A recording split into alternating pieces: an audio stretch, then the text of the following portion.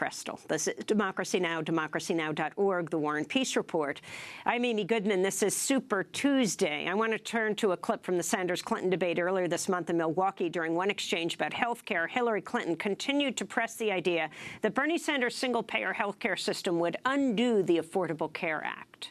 Last week in a CNN town hall, the senator told a questioner that the questioner would spend about $500 in taxes to get about $5,000 in health care. Every progressive economist who has analyzed that says that the numbers don't add up. And that's a promise that cannot be kept. And it's really important, now that we are getting into the rest of the country, that both of us are held to account for explaining what we are proposing, because especially with health care, this is not about math. This is about people's lives, and we should level with the American people about what we can do to make sure they get quality, affordable health care.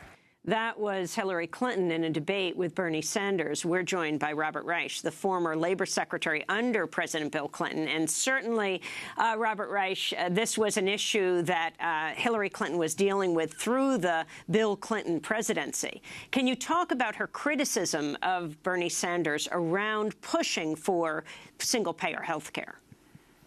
Well, I think that criticism centers around the worry that it is somehow going to lead to the destruction of the Affordable Care Act. I frankly don't understand that, Amy. In fact, there are states like, for example, Vermont, that are and have considered putting a single-payer plan on the exchanges that people use under the Affordable Care Act. That is, using the Affordable Care Act as a launching pad for a single-payer plan. Many health economists, many of us who do policy, think that a single-payer plan is almost inevitable in this country because it is so much more efficient, because it reduces costs and also provides very high-quality care. Most other advanced nations have it. We are paying so much in this country for a healthcare system based on private for-profit insurance, where so much of that money goes to advertising and promotion and administration and billing and CEO pay. This is absurd. And as baby boomers get older and need more medical assistance, we're not going to be able to afford the kind of healthcare system we have right now. And that's why a single-payer plan is critical. That's why Bernie Sanders wants to move to it, and it's not going to jeopardize the Affordable Care Act. There can be you can make as Barack Obama almost did, a kind of Medicare for all or a single-payer option. So let's go to Bernie Sanders in that same debate with Hillary Clinton. Here's the reality, folks. There is one major country on earth that does not guarantee health care to all people. There is one major country, the United States, which ends up spending almost 3 times per capita what they do in the UK, guaranteeing health care to all people, 50% more than they do in France, guaranteeing health care to all people, far more than our Canadian neighbors who guarantee health care to all people. Please do not tell me that in this country, if, and here's the if, we have the courage to take on the drug companies and have the courage to take on the insurance companies and the medical equipment suppliers. If we do that, yes, we can guarantee health care to all people in a much more cost-effective way. Well, so that's Senator Sanders talking about Medicare for all. But the question, Robert Reich, is, and this goes to the whole attack Hillary Clinton has waged against Bernie Sanders around, waging a revolution, but how do you get there? How do you get there from here? How do you get to Medicare for all? If he were president, could he actually accomplish this? And you've been in the government. You were under the Clintons. Can you talk about how this would, what the pathway would be? I think the pathway, Amy, is very much the same pathway of getting big money out of politics. It is mobilization of people outside Washington, is getting the public to focus on what is important, and it is exercising that kind of leadership.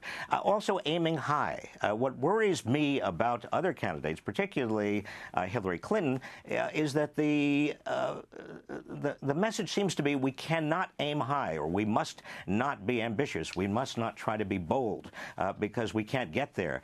That to me, is exactly the wrong message. The message should be in terms of mobilizing Americans and organizing and getting the kind of response we need from Americans to push Congress, to change Congress, to get a government that is responsible for us. The message should be we must and can aim high. We can do it.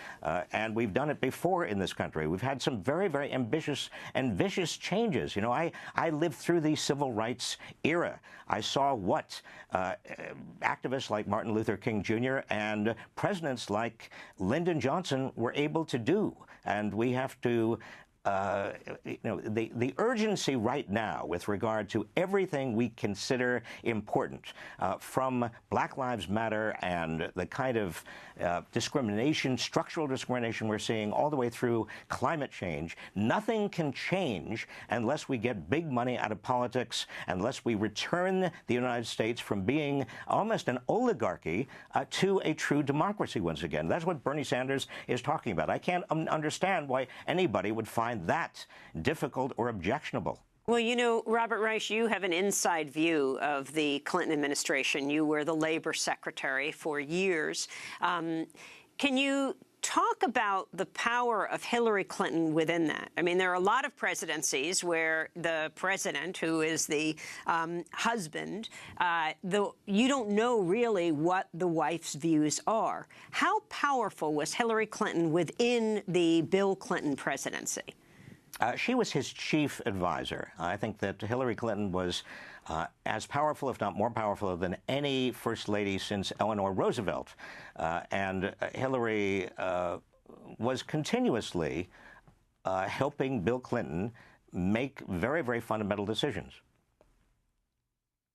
At a South Carolina fundraiser in Charleston, a young African-American woman, Ashley Williams, criticized, interrupted the fundraiser. A friend had paid the $500 for her to get into this protest. And she was saying, I am not a super predator. And this goes to the whole issue of criminal justice under the Clinton presidency. Can you talk about this and mass incarceration and the number of African Americans in prison and how that relates to the Clinton presidency? This goes also to Michelle Alexander, who's written extensively about this and wrote a major piece in The Nation against Hillary Clinton, saying that it was under the Clintons and held both responsible. That mass incarceration, we saw such an escalation because of the policies put in place. I want to say, Amy, first of all, I want to say that I don't think it's entirely fair to hold somebody responsible, even if they are First Lady, and even if they're a very powerful First Lady, for what their husbands did in office 20 years ago. I think that's a little bit of a stretch. There's no question that Bill Clinton on mass incarceration, that crime bill, also on welfare reform, so-called, which really was a very draconian welfare program that subsequently showed itself to be very cruel to a lot of poor people in America. And thirdly, on some of the foreign policy that Bill Clinton got into, I think it's unfair to hold Hillary responsible, even though she was a very powerful advisor. We don't know which way she argued in those particular cases. Well, on the issue of super predator, she herself admits, and of course there's video of her talking about super predator children. Yeah. Well, undoubtedly, on certain of those, she was helping her husband. All I want to say is that I think that she's got to be evaluated on her own merits in terms of what she has done, and what she has accomplished, what she has not accomplished, what she has said in this campaign, what we understand about her values. And I've known her, for 49 years. I met her when she was 19 years old. I have a lot of confidence in her abilities. I think she's very, very experienced. I don't think, I think if she is president, she will do a job 1,000 times better than any of the Republican clowns who are now running.